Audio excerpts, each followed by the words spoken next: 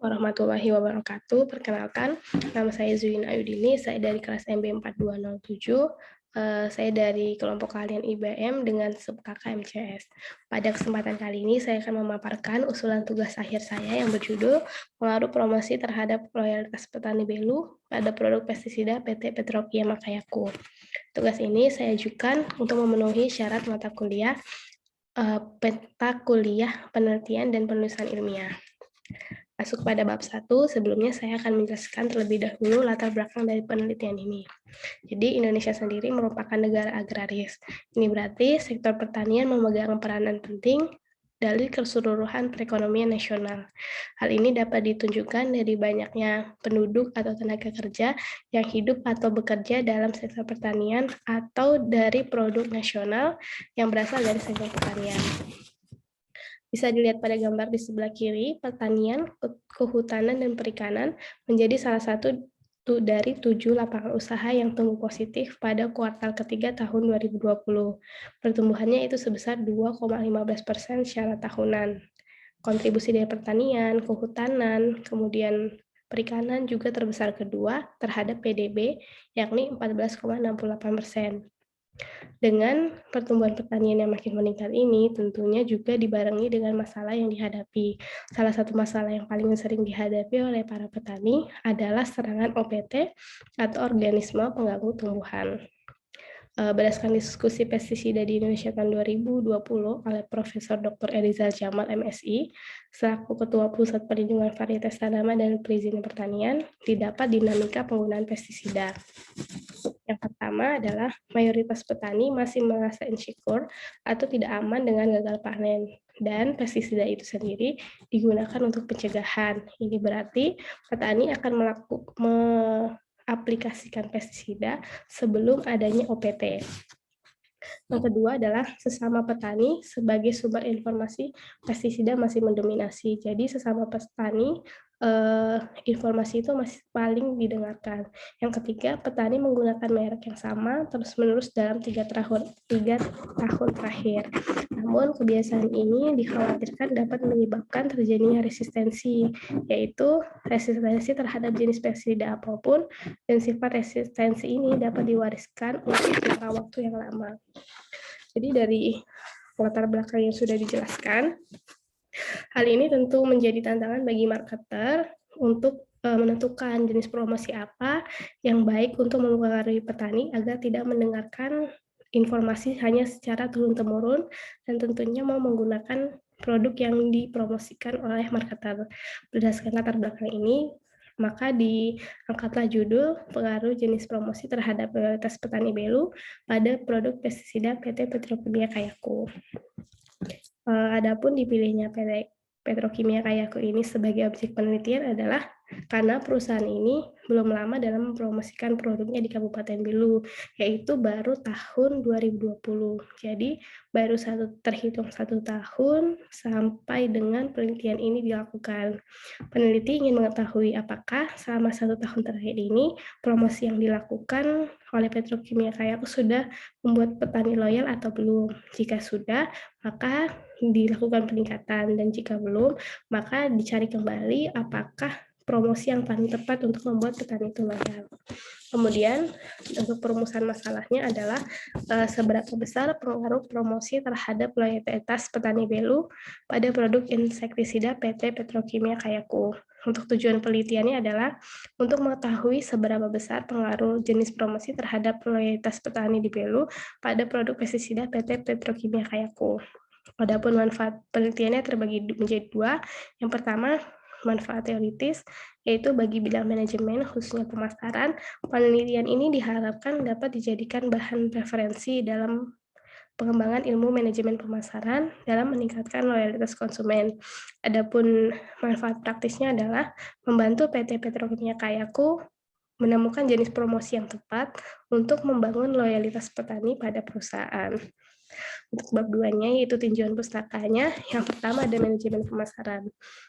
Manajemen pemasaran sendiri merupakan seni dan ilmu memilih pasar sasaran dan mendapatkan mempertahankan, dan menumbuhkan pelanggan melalui penciptaan, pengiriman, dan mengomunikasikan nilai pelanggan yang unggul.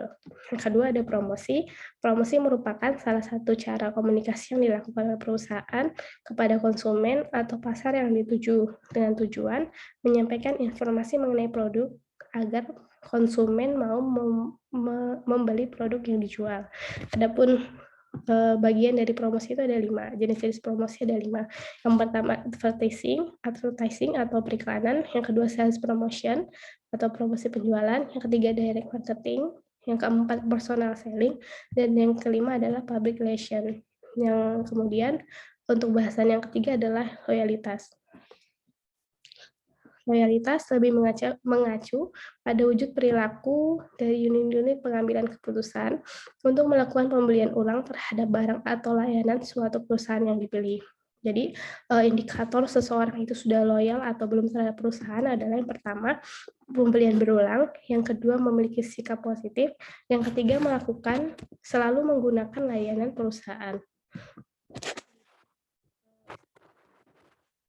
Gambar, ini adalah penelitian terdahulu yang menjadi dasar dari penelitian yang dilakukan saat ini. Jadi, dari 2 penelitian ini, nasional dan internasional, didapati hasil yang sama, yaitu promosi berpengaruh positif dan signifikan terhadap kepuasan dan loyalitas konsumen. Semakin besar promosi, maka akan semakin tinggi kepuasan konsumen serta loyalitas konsumen.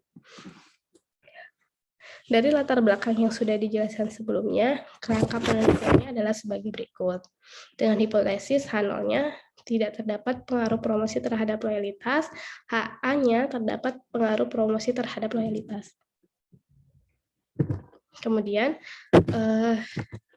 bab 3 metode promosi.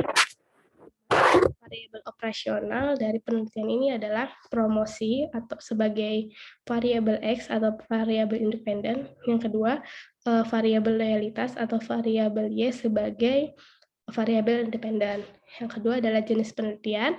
Jenis penelitian pada yang dipakai saat ini adalah kuantitatif deskriptif dengan jenis penelitian kausal. Jadi penelitian kausal sendiri merupakan tipe penelitian dengan karakteristik masalah berupa hubungan sebab akibat antara dua variabel atau kemudian ada skala pengukurannya menggunakan skala interval dengan skala instrumentalnya adalah Likert. Jadi skala Likert ini, jadi setiap pertanyaan di dalam kuesioner itu mempunyai 5 jawaban dengan skor 1-5, yang dimulai dari sangat tidak setuju sampai dengan sangat setuju. Kemudian ada populasi dan sampel. Populasi sendiri merupakan keseluruhan subjek yang akan diteliti, dengan sampelnya yaitu sebagian atau wakil yang memiliki karakteristik representasi dari populasi. Adapun populasinya adalah petani belu yang menggunakan produk petrokimia Kayaku. Adapun sampelnya adalah 100 petani belu yang pernah menggunakan produk petrokimia Kayaku.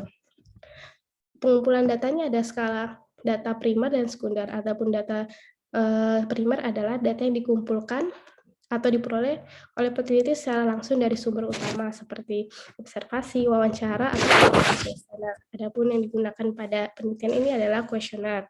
Sekunder yaitu data yang dikumpulkan oleh peneliti dari berbagai sumber yang telah ada seperti BPS, buku, laporan, jurnal, dan lain-lain. Kemudian ada uji validitas dan reliabilitas. Uji validitas adalah ketepatan atau kecermatan suatu instrumen dalam pengukuran. Selanjutnya adalah uji reliabilitas. Uji reliabilitas ini digunakan untuk mengetahui konsistensi alat ukur. Apakah alat pengukur yang digunakan dapat diandalkan dan tetap konsisten jika pengukuran tersebut diulang. Yang terakhir adalah teknik analisis data. Ada 2, yaitu statistik deskriptif dan uji hipotesis. Jadi statistik deskriptif sendiri itu biasanya digunakan untuk menggambarkan profil data sampel sebelum memanfaatkan teknik analisis statistik yang berfungsi untuk menguji hipotesis. Yang kedua ada uji asumsi klasik, yaitu yang digunakan untuk mengetahui apakah hasil analisis regresi linear berganda yang digunakan untuk menganalisis dalam penelitian ini terbebas dari penyimpangan asumsi klasik atau tidak. Jadi uji asumsi klasik ini ada 3, ada normalitas, heteroskedastisitas, dan korelasi. Yang ketiga ada analisis regresi linear berganda. Jadi analisis regresi linear berganda ini merupakan analisis untuk mengetahui pengaruh variabel bebas atau independen yang jumlahnya lebih satu terhadap satu variabel terikat yaitu dependen. Yang terakhir ada uji hipotesis. Hipotesis ini terbagi menjadi 2, yaitu uji T dan uji koefisien determinasi. Uji T sendiri merupakan uji signifikan individual yang menunjukkan untuk mengetahui seberapa jauh pengaruh variabel independen secara parsial terhadap variabel dependen dan akan mengambil suatu keputusan bahwa H0 ditolak dan H diterima dari hipotesis yang telah dirumuskan. Yang kedua adalah uji koefisien determinasi. Jadi fungsinya adalah untuk mengukur seberapa besar pengaruh dari variabel independen terhadap variabel dependennya. Sekian yang dapat saya sampaikan. Untuk salahnya saya mohon maaf. Wassalamualaikum warahmatullahi wabarakatuh.